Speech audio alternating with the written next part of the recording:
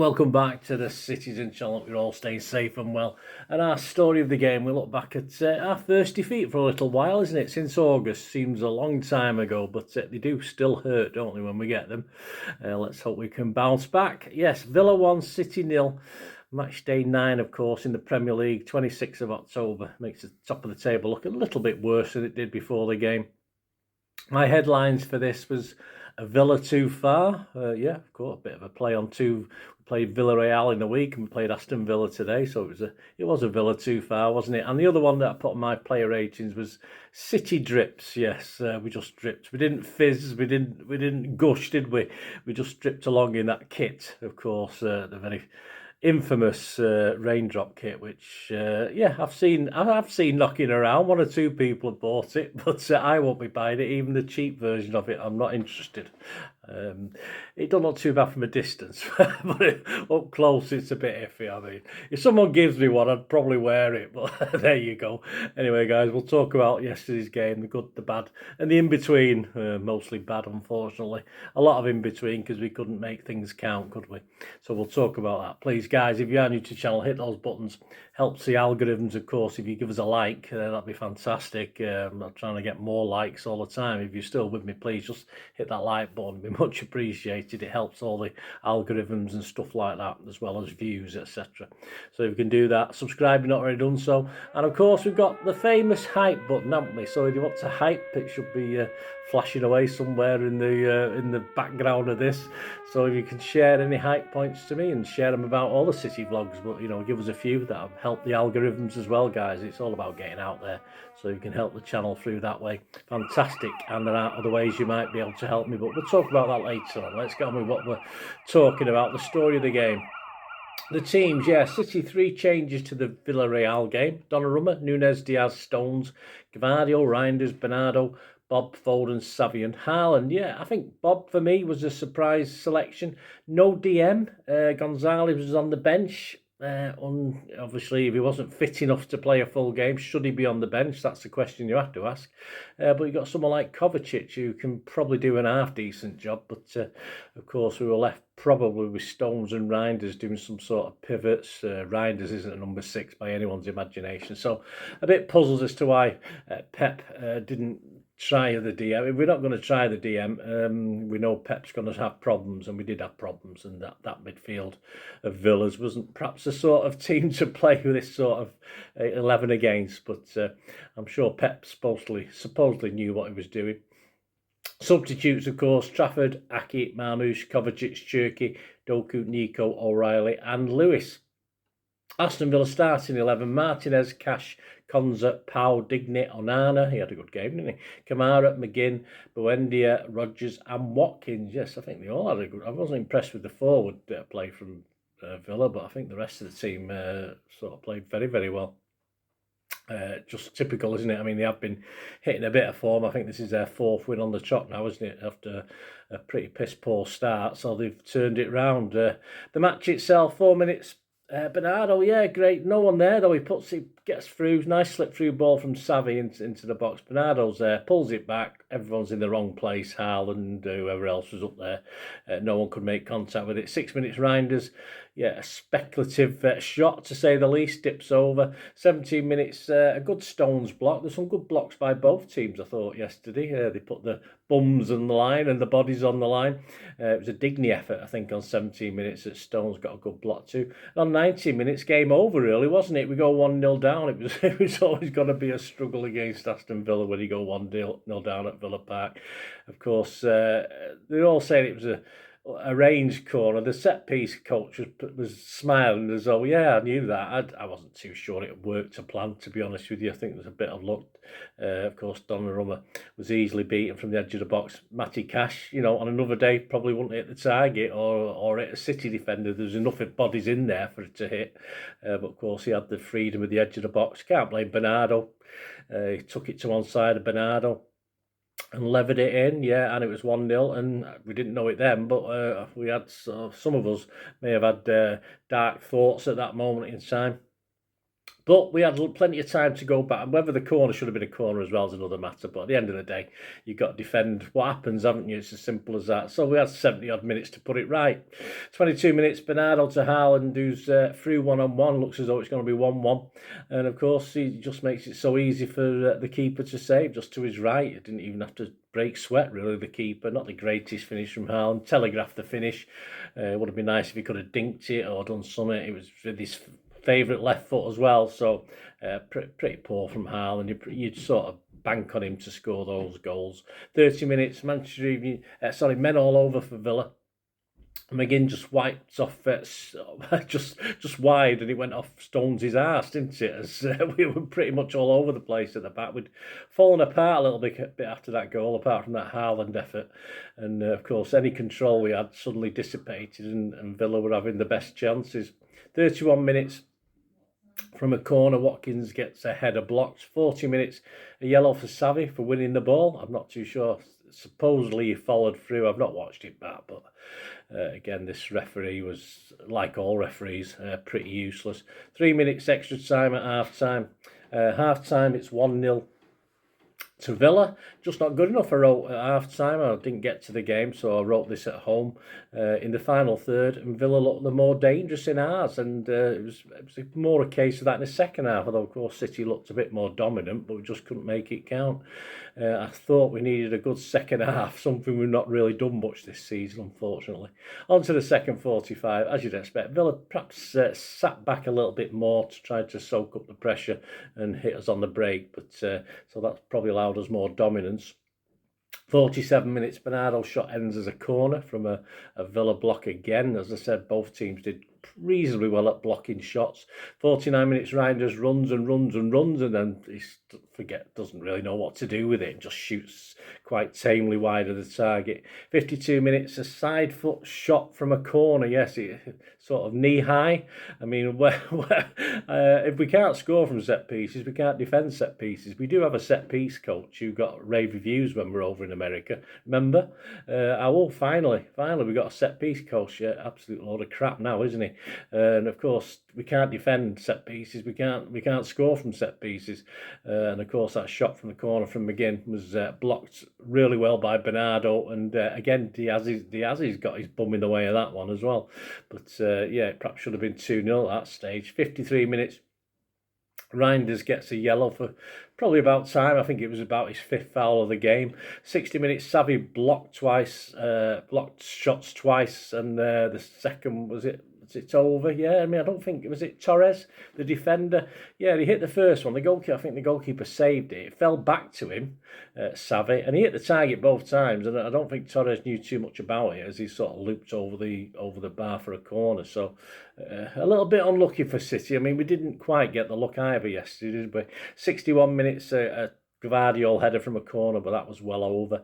And then we got some substitutes. Stone off, O'Reilly on, Gonzalez came on for Bernardo, Bob came off, and Doku came on.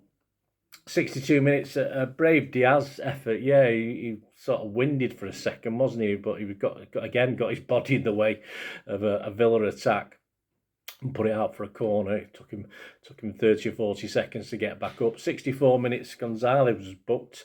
He's only been on the pitch 3 minutes, so silly, but there you go. He'll probably get a suspension quite soon. I think he's picking up quite a few bookings at the moment.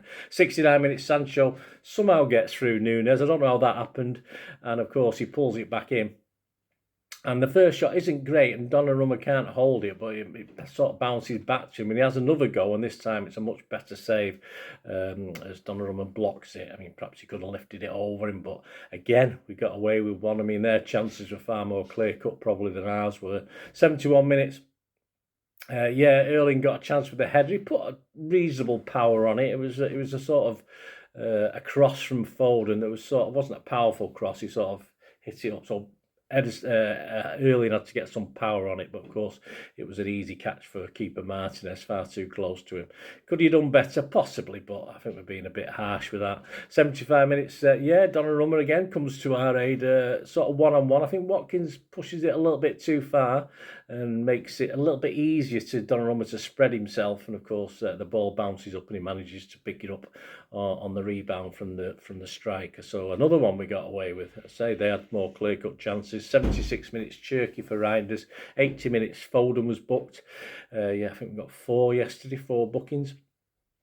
83 minutes, something I don't like. Now, I know the refs are going to stop when head injuries and all this sort of thing, but Foden hits the ball, he hits it into the ground, not with particular any sort of pace, and it does hit Onana, who had a cracking game, in the face, but not enough to stay down for about 2 minutes. I'm sorry, it wasn't that bad.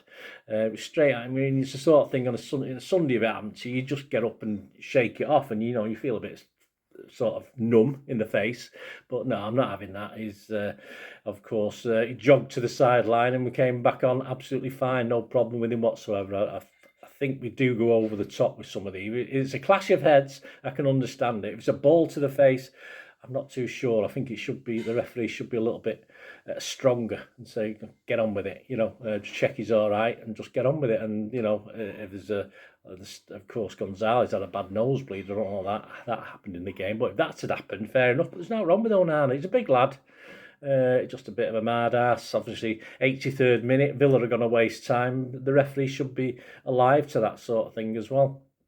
Anyway, I've gone on about that too much. I'm sorry, guys, but I just don't like it in football anyway.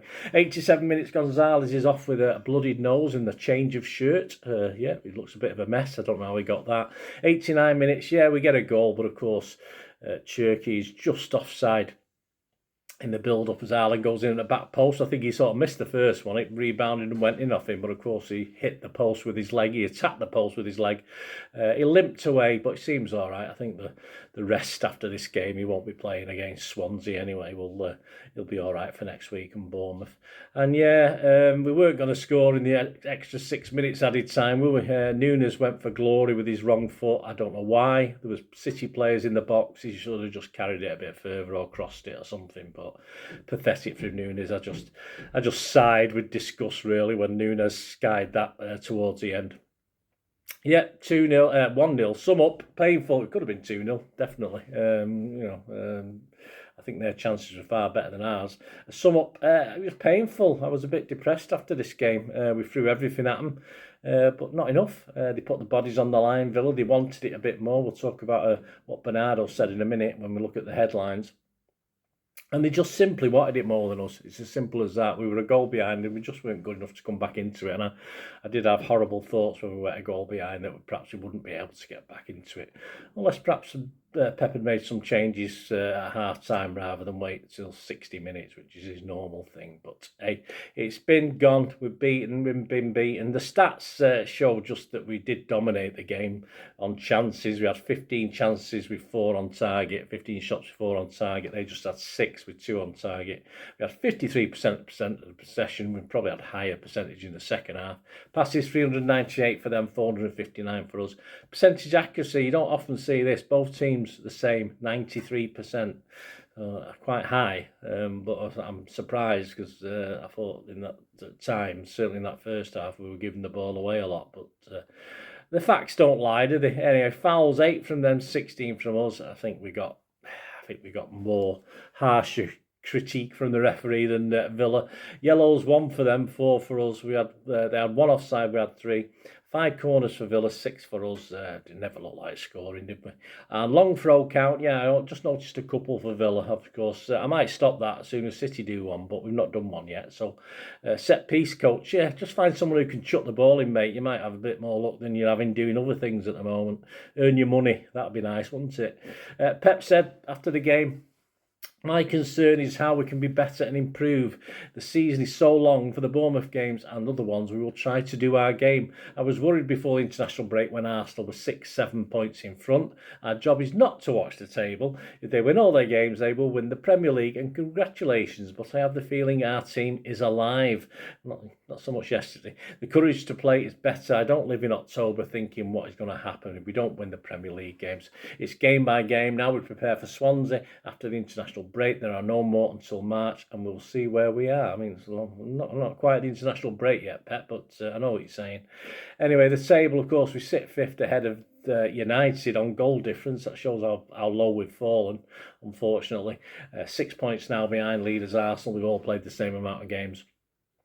I didn't particularly do a man of the match yesterday. If I had to pick one, I'd say probably Onana for Villa, which I don't usually do anyway. But if I had to pick, if you put a gun to my head, I'd probably say Diaz. Was probably our man of the match yesterday. The media headlines, the eye paper, Jonathan Villa cash in on Emery's anniversary. I don't know what his anniversary of. Was it wedding anniversary? Congratulations. Obviously, it's something to do with Villa, isn't it? I don't care less particularly. Villa cash in on Emery's anniversary, leaving Pep plenty to ponder. The Mail's back page, Polak City feel pain at Villa as ruthless Arsenal go 4 points clear. Yeah, well, they're 6 points clear of us.